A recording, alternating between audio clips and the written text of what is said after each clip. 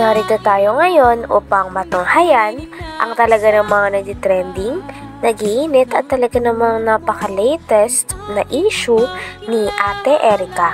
Sa pagpapatuloy nga ng ating istorya ay nung pumunta si Kalingap Val Santos Matubang sa bahay dati nila Ate Erica, ay nakausap niya nga ang tita nito, ang lolo nito at ang lola niya.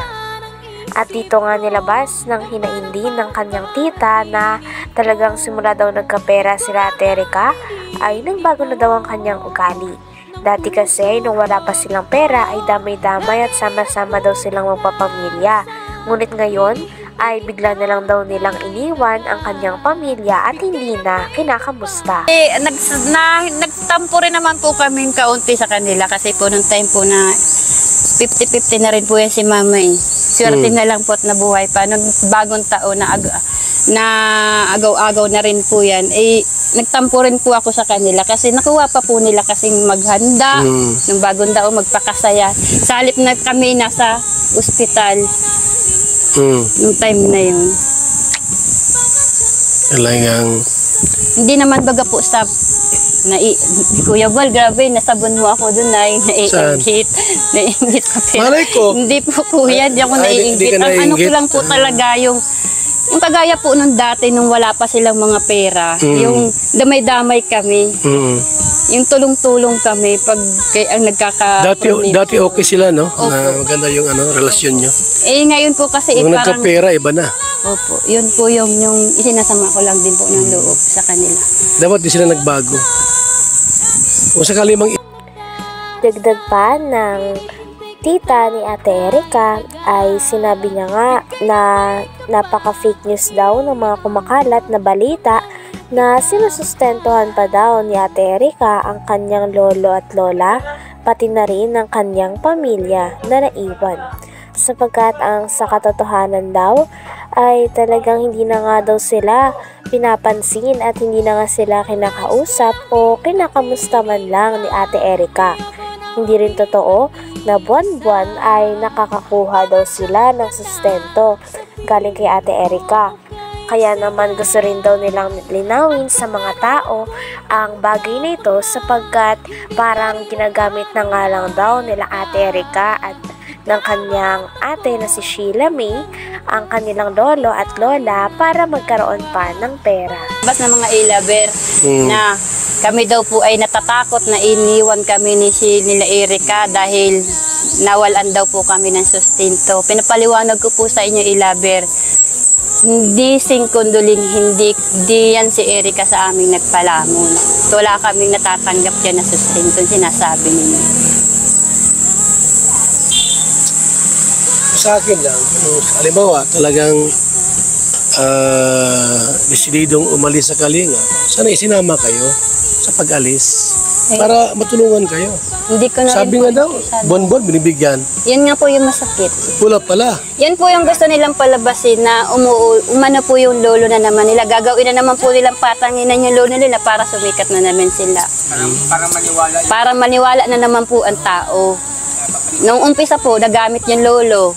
Kaya sabi po namin, tama na papa, hayaan na natin sila. Manuloko pala yun, yung ginawa Ang nila. gusto ko po talaga, siyempre po nakakahiya lalabas ka ng bahay, parang hindi ka na proud sa sarili mo, iisip mo na po doon sa mga tao nakakakita sa iyo, gayang ka. Ano mensahe mo kay Erica? Ayan, naka-vlog tayo. Sabi naman ng tita ni Ate Erica ay kung may masasabi din daw siya kay Ate Erica ay mabait naman daw ito at talagang tumutulong naman sapagkat talagang kilala naman nila ito simula pagkabata. Ngunit ang problema nga lang ay nadala daw talaga si Ate Erica sa ugali ng kanyang ate na si Sheila May. Kaya naman ngayon ay talagang hindi na rin niya ito makita at hindi na rin sila nito kinakamusta simula nung iniwan nila ang kanyang pamilya at bumukod sila kasama ang kanyang ate. Sabi naman ni Kuya Val Santos Matubang ay may balak daw siya na papuntahin si Erica at si Sheila May at pagharap-harapin kasama ang lolo at lola pati na rin ang tita nito na marami. Umano po yung lolo na naman nila. Gagawin na naman po nilang patanginan yung lolo nila para sumikat na naman sila. Para maniwala na naman po ang tao. Nung umpisa po, nagamit yung lolo. Kaya sabi po namin, tama na papa, hayaan na natin sila. Manluloko pala yon yung ginawa Ang nila. gusto ko po talaga, siyempre po nakakahiya lalabas ka ng bahay, parang hindi ka na proud sa sarili mo, iisip mo na po doon sa mga tao nakakakita sa iyo, gayang ka. Ano misaya mo kay Erika? Ayan, naka-vlog tayo. Ano misaya mo kay Erika? Kay Erika naman po, wala naman po akong mas sama ng loob dyan sa bata na yan. Kasi kung sa mabait naman po, mabait yung bata na yan. Matulungin din naman po yan. Kaso lang, nadala lang po nito ni ate niya. Kasi kaling magkasunduin ko kayo. Payag ka na magkasundo kayo doon sa kabila. Hindi na muna po, sir. Hindi muna? Hindi na muna, sir. Kasi ang gagawin ko, puntahan ko si Erika sa kasi sila may papuntahin ko dito para magkasundo Ayaw kayo. na rin po nung kapo. Tinanong naman ni Kuya Val Santos Matubang ang lolo ni Ate Erika kung gusto niya pa bang makipag-ayos kay Ate Erika at kay Sheila May. Ngunit sabi nga ng lolo at lola nila Ate Erika ay ayaw na daw nila makipag-ayos sapagkat hindi na daw nila kaya ang mga nasabi nito sa kanila. Sinabihan kasi ni Sheila May o ng ate ni Ate Erika ang kanyang lolo na mukha daw silang pera. Kaya naman sobrang sakit daw nitong masabihan para sa lolo ni Ate Erika sapagkat sila mismo ang nagpalaki, nagsustento at nagpaaral kay Ate Erika at kay Sheila May. Kung sakali tayo na puntahan ko sila Erika, Sheila May para magkasundo kayo, payag ka? Ay, hindi na po.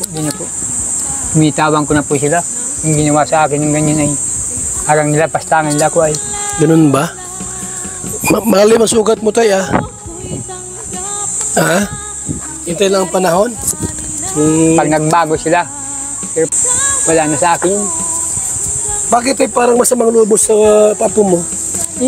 Ikaw nang magsabihan ng mukhang kwarta, ganyan. Aba, nung kwarta mo bigyan sa akin? At sabihin nila, Siya may sabi mukhang kwarta ka. sisilam, Mukhang kwarta ka daw? itong tanda kong ito, sabihin ako ng ganyan. Walang kaugali. Grabe naman. Hindi dapat bilang isang apo, wag magsalita ng ganon. Sa lulo na sabihang mukhang pera. Saan sila nang galing? Sa amin, nagpalaki. Kami nagparal, kami nagpalaki kanila. Sabi nga ng lolo ni Ate Erika ay hindi na daw talaga nila hinahangad na magkaayos sila ng kanyang mga apo. Maski nga daw ng mama nito sapagkat imbis daw na ituwid ng mama nila Ate Erika ang mga pagkakamali na ginagawa nila sa lolo at lola nila na nagpalaki sa kanila ay hindi daw ganito ang nangyari sapagkat kumampi pa daw ang mama ni Ate Erika at ni Sheila May sa kanilang dalawa kahit na marami silang nagawang masama sa kanyang lolo at lola at mga nasabi na talaga namang dumurog sa puso ng kanilang lolo.